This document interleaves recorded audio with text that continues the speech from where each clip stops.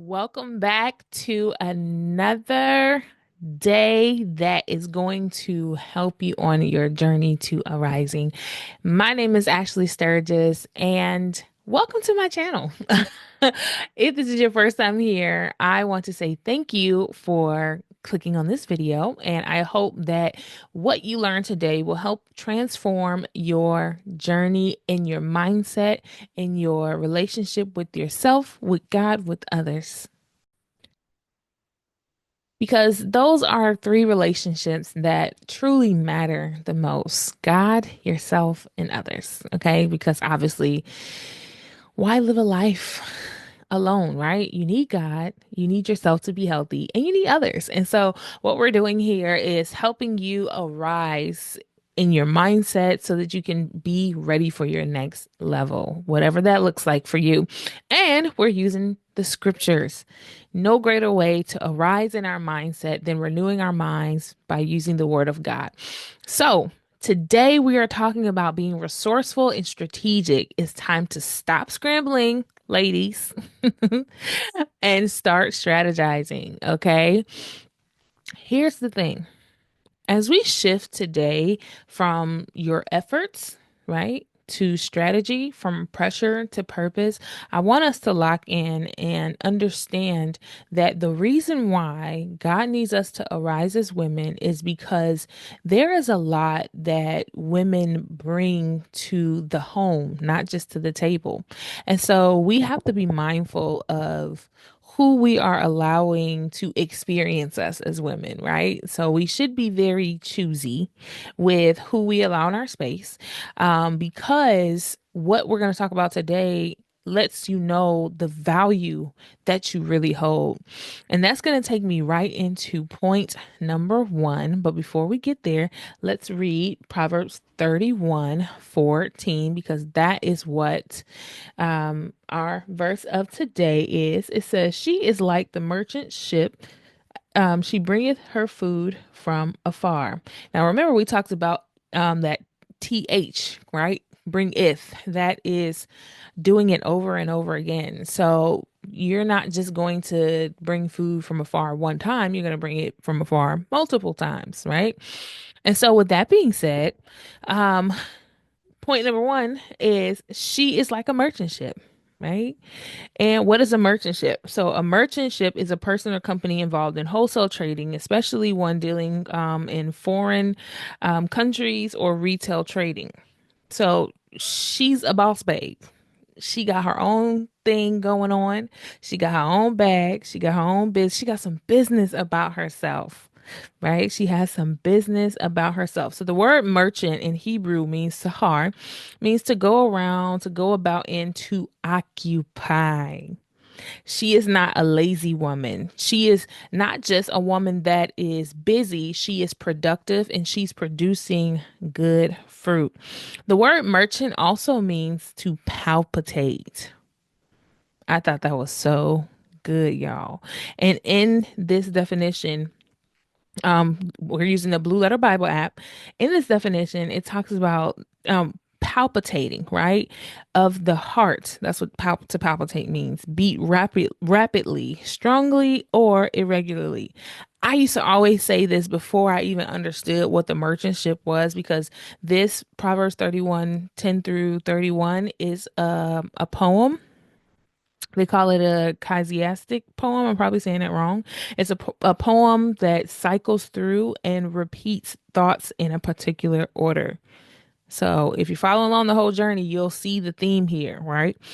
Being a woman about her own business with her own worth, and anything you bring to the man is adding value. You should never be looking for a man to spoil you and spend all of his money. You should always have your own money. Every woman needs she money, okay? Um, and this is what it's saying here, right? But then let's go into what it says: palpitate, of the heartbeat. I used to tell my husband all the time, the man is the head of the home and he sets the tone of the home. But the woman is the heart of the home. She is the heartbeat of the home. And it just said she's like a merchant ship. And we see that merchant means palpitate in the Hebrew translation. So good. Now, there's some homes, some hearts that are palpitating irregularly. There's some hearts that are palpitating strangely or rapidly. And you know that famous saying, if mama ain't happy, ain't nobody happy? Baby, that's the truth. Because if the heart is not healthy, the home is going to struggle, which is the body, right? You can have your mind and head made up, but that heart get to stop beating. Oh, yeah, that's it. And so the men set the tone of the home and the women set the tempo. Now let's look at what tone means.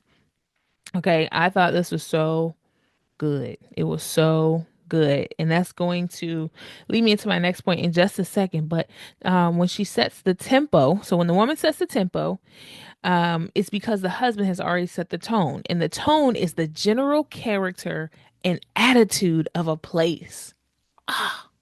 How good is that? So, men, if your woman is not responding to you, if your wife is not responding to you in the way you would like for her to respond to you, I'm telling you now, it's your fault, partly.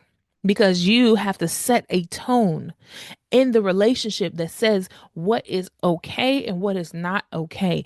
And you guys coming into agreement and being on one accord, when the head is in check and the heart is in check, everything is aligned, everything flows, and you now have a great tempo and you have a great tone in the home.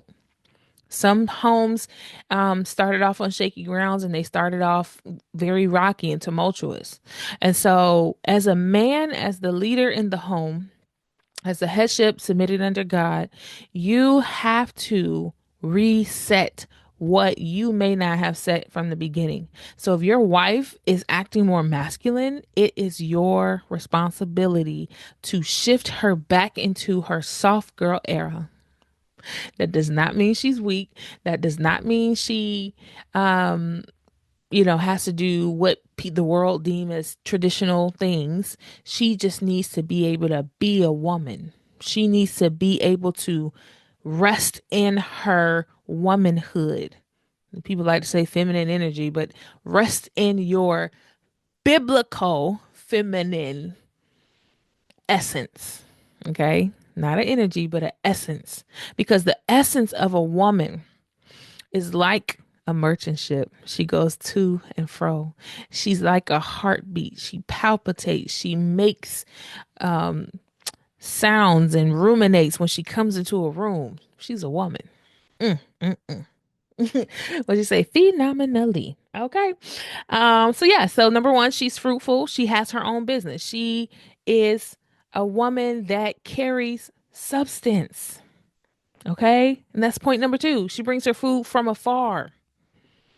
So she carries substance to light upon when the enemy wants to attack. This is what substance means, or bringing her food. So bringing her food from afar. It means she carries substance to light upon, to attack the enemy, to bring to pass, to lead, and to carry. To lead and to carry. Too good. Too good. Okay? That's what bringeth means, okay? Um so yeah, so let me go back to point number one. You are a carrier of value, like a merchant ship. You're a carrier of provision, not chaos. And what you carry has weight. So treat it that way. You need to make sure that what you're bringing is adding value and not subtracting it. You're doing what Proverbs 14:1 says when it says, a wise woman builds her house, but a foolish woman tears it down with her hands. And that's where that whole chaos goes in. If your house is in a disarray, get up and clean up, sis. Stop being lazy. And I get it. This up here. This is junky up here. This is why your house is junky. You holding on to old thoughts and memories of people that ain't thought twice about you. Get rid of some stuff. It's time to let go so that you can carry the proper things. Now imagine a merchant ship trying to carry provision to and fro, and especially bringing it back to the home as a wife. Imagine being overloaded with things that is breaking down your ship, and then you are sinking like the Titanic. Mm, mm, mm. And point number two, resourcefulness is a leadership trait. So she doesn't wait for provision to come to her. She doesn't wait for my man, my man, my man to say, here's the money. She goes after it. She doesn't wait until someone tells her she needs to pray and intercede for someone and her family or her husband. She doesn't cover her household in prayer when someone tells her to. She goes after it. You see, she's being proactive. That's kingdom work. When you are a Proverbs 31 woman, you are proactive and not reactive. If you find yourself reacting to things or not being optimistic or all of the things, that's because you are not operating in your kingdom, God ordained, anointed self as a woman. Okay.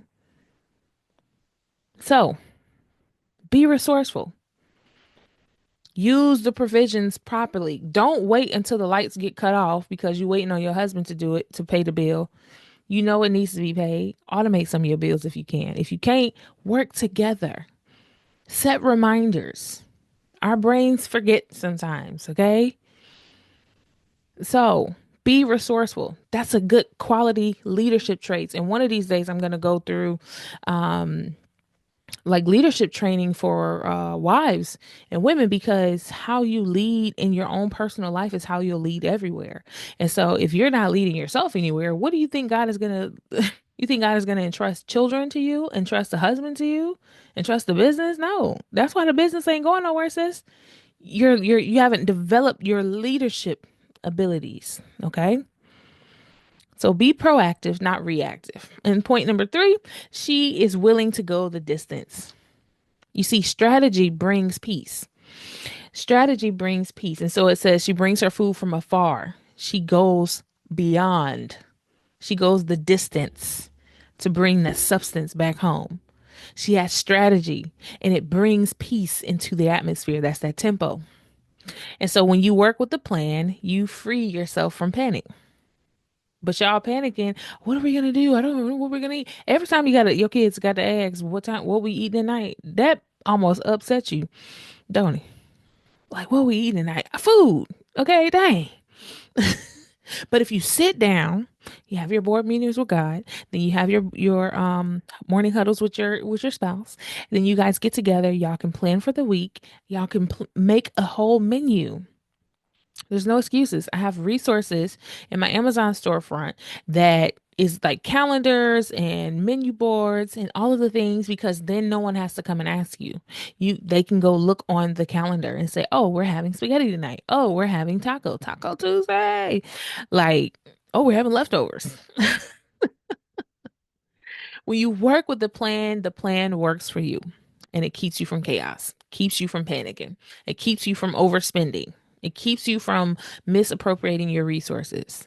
Because imagine a merchant ship having to go all the way out and come from a far country to get the resources and then come back. That has to sustain you for a period of time. So you don't have the money. I mean, not that you don't have the money, but we don't want to waste the money and the resources that God has entrusted us to. That's what Proverbs 10 started off with. A virtuous woman, who can one find? Her husband's heart do safely trust in her. So that means if he gives you the money, women, you're going to do right by it. You're not going to blow it. You're going to be resourceful. Okay. Yes. Spend his money, buy things for yourself, so on and so forth. But see, when you have business about yourself, you don't need his money. His money is just extra. Or let his money be full provision and your money be fun money. However you guys work it out. I know there's some men that don't want their women working at all. But you don't have to work. You can literally create a digital product and get passive income, buy real estate. You still need to have business about yourself because God forbid if anything were ever to happen with your husband, what will you do? What will you be able to do to support that man? Sickness, life, and death happens to everyone in some way, shape, or form. Okay? So don't be reactive, be proactive and have strategy so that you can be peaceful. And stress comes from a lack of direction. Strategy comes from a clear mind. But if you got too much junk up here, you hoarding thoughts, you hoarding memories, you hoarding unforgiveness, you won't let your husband out of that prison cell of unforgiveness because he messed it up for a third time. But okay.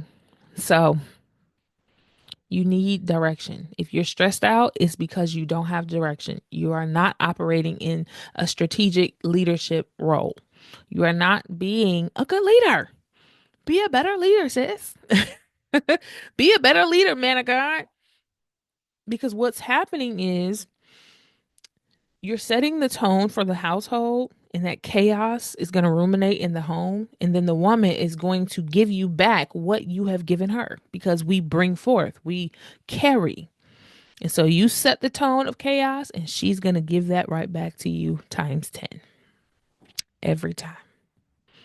And it's going to be an uphill battle. You guys are going to be at odds all the time. All you got to do is put a little planning effort in, put your heads together, come together, set the tone, man of God, set the tempo, woman of God, and y'all work together in harmony, making beautiful music. Okay.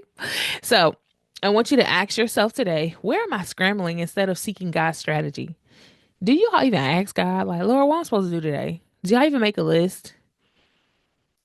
Start doing that. Ask God, where am I scrambling instead of seeking your strategy at?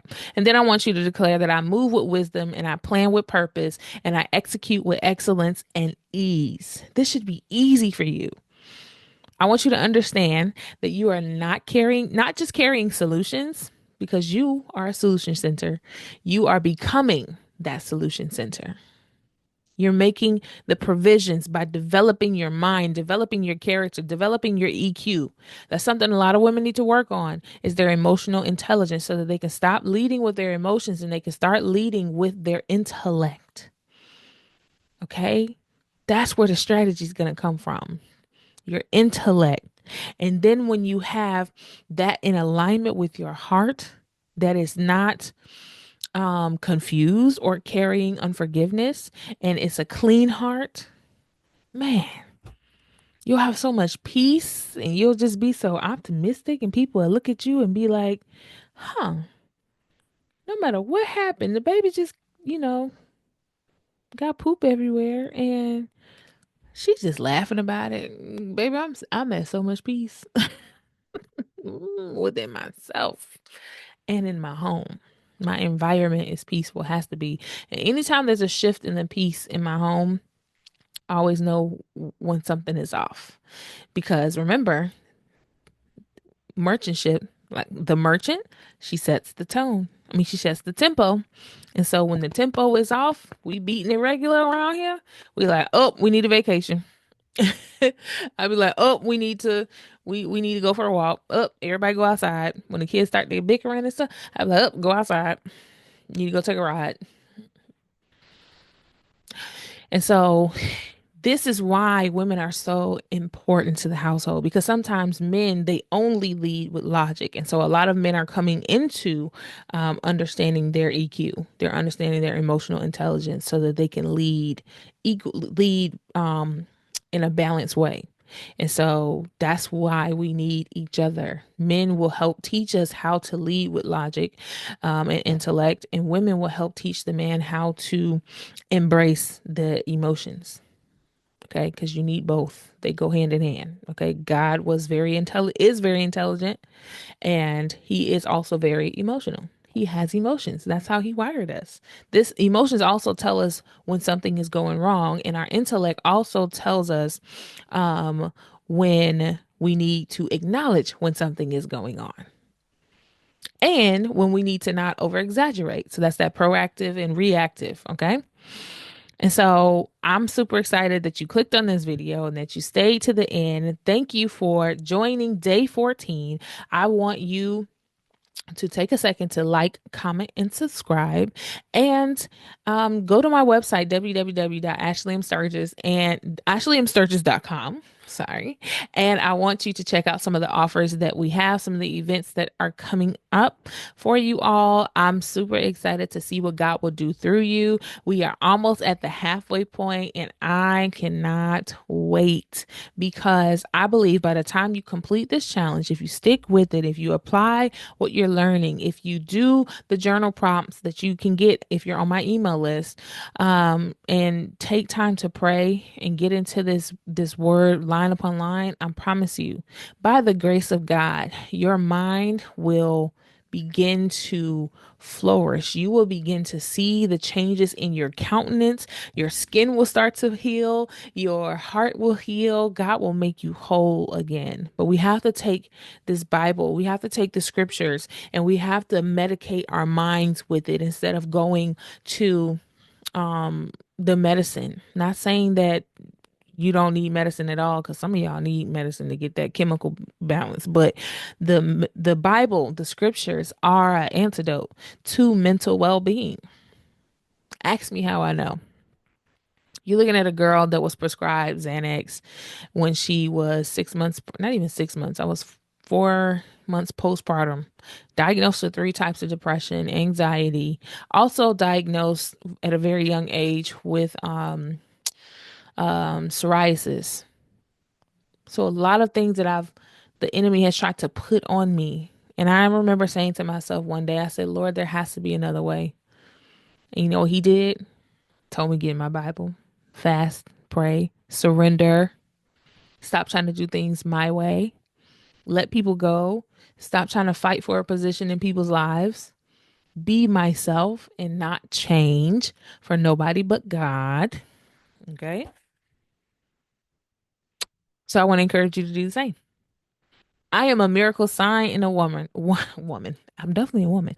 Miracle sign and a wonder, like the woman of God says.